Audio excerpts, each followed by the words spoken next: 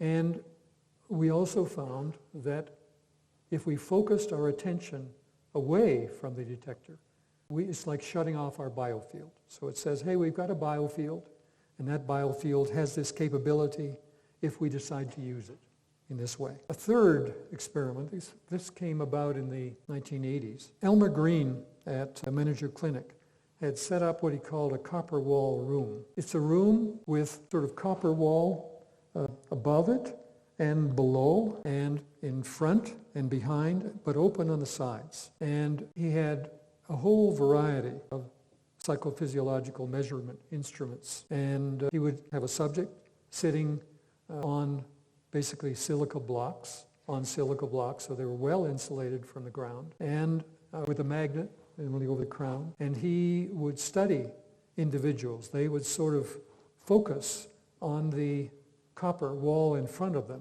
which was mirror-like. And he had basically an ear electrode, and he had these 4 walls as electrodes going to electrometers. So he had basically 5 pieces of information being gathered all the time, and found some rather remarkable things between women and men. Women were able to get bigger effects than men, generally. But the presence of the magnet worked differently for women than for men. But he did some experiments with healers. And one of the experiments in particular caught my attention, where the healer would simulate a healing process in that particular room.